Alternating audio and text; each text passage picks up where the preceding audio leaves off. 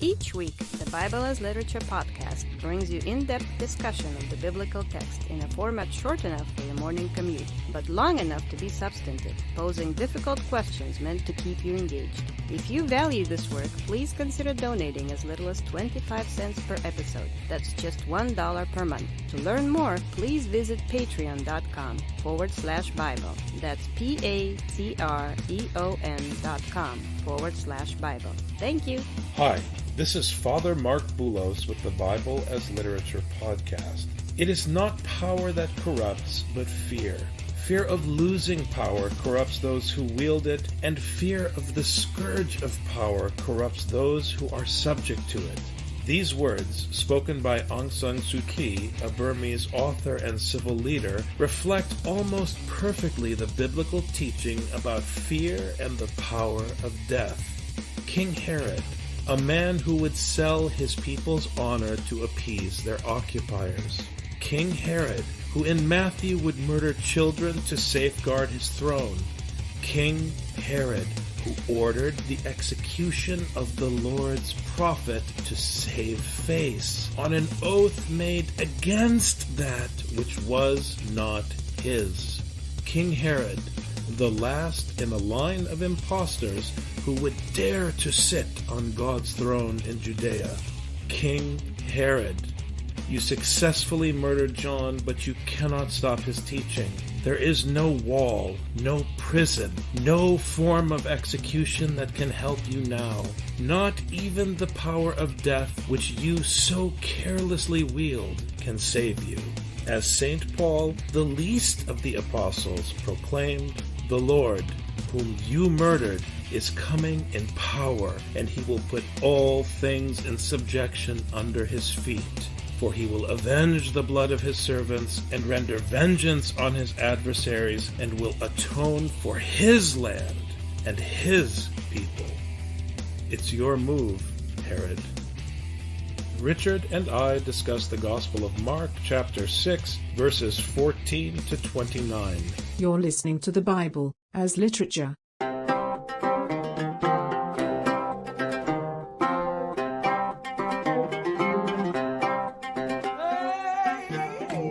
Hi, this is Father Marc Boulos. And this is Dr. Richard Benton. And you are listening to episode 162 of the Bible as Literature podcast. We continue our discussion of Mark chapter 6, moving on to verse 14. And King Herod heard of it, for his name had become well known, and people were saying, "John the Baptist has risen from the dead, and that is why these miraculous powers are at work in him."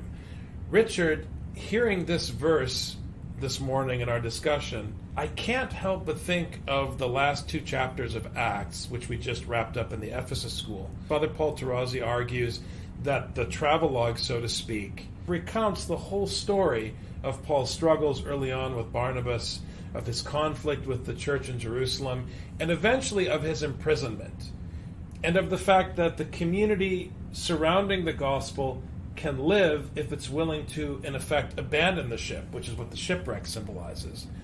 But what's interesting, at one point during that journey, there is metaphoric reference to Paul's imprisonment. And so you'd think at that point, once Paul is imprisoned in this recounting of Paul's missionary work, that Paul would no longer speak. But in the very next verse, in Acts chapter 27, Paul stands up and gives a word in the middle of the boat. Even though Paul has been imprisoned, even though Paul has faced all this adversity, and at the end of Acts, we know that Paul is going to go to his death, and it parallels the death of Jesus Christ in the Gospels, it doesn't matter because his word was written and handed down. It was deposited. So even if Paul is gone, it's as though Paul is still here. And so it's striking that King Herod, who represents the enemy of God because he's not just a king, because the kings of the earth already are God's opponent, but a king who claims the throne of God in Jerusalem, which was the sin of the people in the Old Testament. They wanted an earthly king. Now this false god, Herod, is terrified because even though he killed John the Baptist, who was a metaphor for the Apostle Paul, in the narrative arc and the poetry of the Gospel of Mark, and also connected to Elijah. There are all these interconnected metaphors. It's interesting and powerful that Herod is terrified. He killed John the Baptist, but he's still stuck with the teaching of John the Baptist. You can imprison Paul and kill him, but you can't stop Jesus Christ. That's what's going on here in Mark. And here, at the point that King Herod heard about Jesus and Jesus was becoming popular, Herod had already killed John the Baptist. So Mark is going back to tell the story of John the Baptist. And I think it's significant, too, what you say, Father, about the end of Acts, because the conversion, so to speak, of the centurions and the soldiers, that at first, when Paul said, hey, we really shouldn't take this trip, they're like, yeah, and they go and they talk to the captain and the ship owner. Then once they end up in a wreck, the centurions and the soldiers are willing to do whatever Paul says, even to the point of slicing away the lifeboats and going onto a desert island. And what happens? They all reach their port alive, and even when they meet the natives in Malta, the natives restock them with everything they're going to need for the rest of their journey. Because these are the people, the barbarians, which is important terminology in Acts, that those who are on the inside in Jerusalem have no respect for. These are the unchurched, the savages, the enemies. It's technical terminology. Barbarian is to the Roman or to the Jew in late antiquity what terrorist is or communist was to Americans in this century. Those are the untouchables, the scary, dangerous people. And the barbarians in Acts show hospitality to Paul.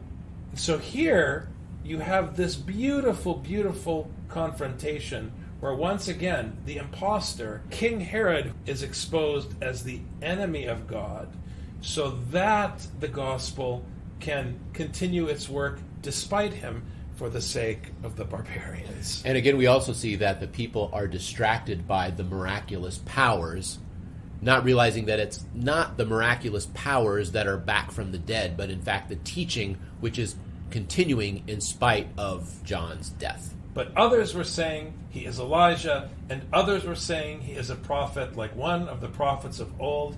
Here, I think the writer of the gospel is giving you a kind of breadcrumb, a nugget to say, look, I'm presenting you the story of John the Baptist and the story of Jesus, but I'm telling you how to understand the story of Elijah and what the story of Elijah means for the Roman Empire, what the story of Elijah means for the people of Israel. That's how literature works. It's not a question of who's who and whose identity and what identity, because it's a story. Once you understand that, it unlocks the beauty and the genius of this literature. Go beyond the Jordan. That is the mantle of Elijah. That is the push in Ezekiel.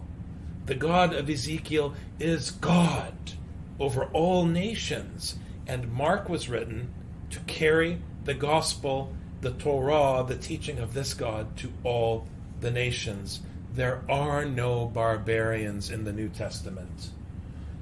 But when Herod heard of it, he kept saying, John, whom I beheaded, has risen. King Herod has the power of death, whom I beheaded, but realized he does not have the power of life, has risen. He's like King Ahaz, shaking in his boots, because God has sent the enemies of Jerusalem to besiege Jerusalem, and he doesn't trust in God. Herod is a coward. He's a coward in the gospel who kills little babies to protect his throne. He's a coward in Mark who would kill a man of God, a prophet, in order to protect his throne. What Mark is telling you is what the Bible has already told you, that people who love power and crave it are chickens. They kill out of cowardice under the pretense of might and strength. But we know from Psalm 2 that there is only one king on Mount Zion, and all the other kings tremble at his presence, and he scoffs at them. This is what Mark is telling you. And if only he were protecting his throne, I think he's just trying to protect himself from his mother-in-law. Not even God can help you with that. Although, I must say for the record, I love my mother-in-law. She's an excellent lady. For Herod himself had sent and had John arrested and bound in prison on account of Herodias, the wife of his brother Philip, because he had married her. For John had been saying to Herod, it is not lawful for you to have your brother's wife. Nathan, the prophet, when King David goes and he takes Uriah's wife, he's taking what isn't his. John is functioning like Nathan did with David. Herodias had a grudge against him and wanted to put him to death and could not do so. So Herodias had a grudge against John because she was the mother of this girl. She was a stage mom. She wanted her daughter to marry the best person that she could.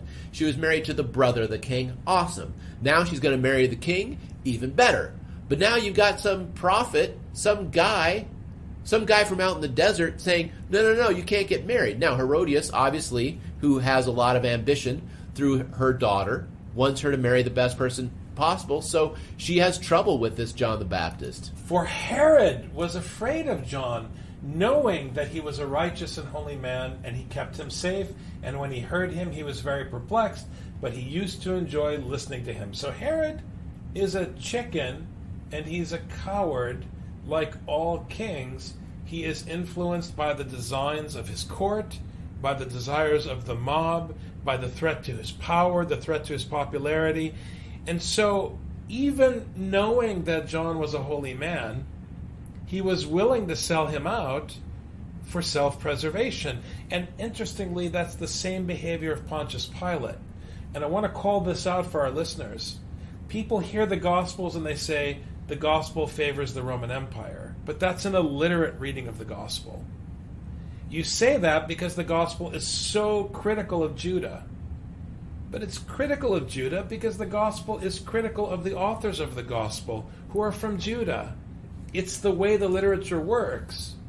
But you're presented with these figures that represent earthly power that are all compromised. But there's a deeper human tendency that's revealed in Herod too, which is he really liked listening to John the Baptist. He was afraid of John the Baptist, which meant that he had respect for his teaching. So this is the true tragedy when faced with the teaching versus someone against the teaching.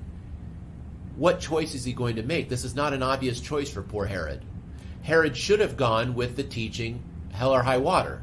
But unfortunately, he's going to make a bad decision on which. So he hears the teaching, but he doesn't follow the teaching. This is the problem. A strategic day came when Herod, on his birthday, gave a banquet for his lords and military commanders and the leading men of Galilee. And when the daughter of Herodias herself came in and danced, she pleased Herod and his dinner guests. And the king said to the girl, "Ask me for whatever you want, and I will give it to you." So once again, it's the classic mocking of the king. What is a king? He's an egotistical, self-serving monster who does not act as the father or the protector of his people the way God would. He acts on his own behalf, and he's willing to throw away a holy man because he thought a girl was pretty when she danced. And she pleased his dinner guests as well. So he was trying to impress his dinner guests, not just the girl. Right, the strategic day. Once again, we need to make sure we give bread and circuses to the mob so that they support our station. And he swore to her, "Whatever you ask of me, I will give it to you, up to half my kingdom." The God of Abraham is not interested in our oaths because we pledge ourselves to our own gain, to our own profit.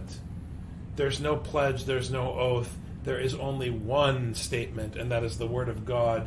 Herod here is swearing against himself, which is a kind of blasphemy. Exactly. It's a kind of blasphemy because he's making an oath about the stuff as if he owns it, as if it is his, and he's willing to give up whatever is his. He is under the illusion that it belongs to him and that he is its steward and that he has to do it, rather than simply following the teaching that supposedly he was listening to and he feared. Imagine a king in Israel saying, "The land belongs to me," or "This land belongs to us." My kingdom, the King Herod says. The last time I read scripture, I'm pretty sure that it said it was God's land and God's kingdom. And she went out and said to her mother, "What shall I ask for?" And she said, "The head of John the Baptist." Herodias is the only one who's consistent logically and not afraid. She's willing to do whatever she has to in order to do the thing that she needs to do. And although the king was very sorry, yet because of his oaths and because of his dinner guests, he was unwilling to refuse her. So all it took was a little bit of embarrassment in front of his dinner guests, and he's willing to give up the teaching and try to snuff out the teaching even. Immediately the king sent an executioner and commanded him to bring back his head. And he went and had him beheaded in the prison, and brought his head on a platter and gave it to the girl, and the girl gave it to her mother. When his disciples heard about this, they came and took away his body and laid it in a tomb. He felt very sorry. He was sad about betraying the teaching, but he was still going to betray the teaching. The interesting thing about this terminology at the end, Richard, like so much terminology in the New Testament, it echoes the terminology of the Passion of Jesus Christ. So the disciples came and took his body away and laid it in the tomb. Now, in the story of Jesus Christ, it's the women who run to the tomb to take care of the body and so forth. In different Gospels, different people ask for the body of Jesus.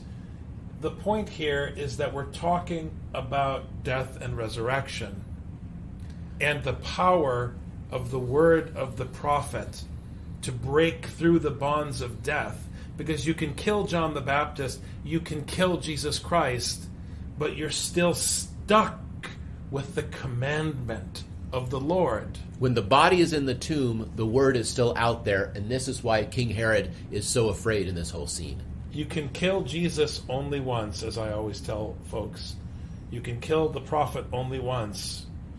There's no going back from that action, and it's not an action that will bring you victory. So you burn that one chance, suddenly you're in the position of Herod because Jesus is back. He's coming. The prophet has risen. Paul is on the move. You've done everything you can by wielding the power of death.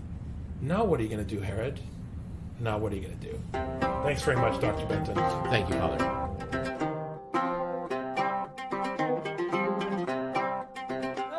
You've just heard the Bible as literature.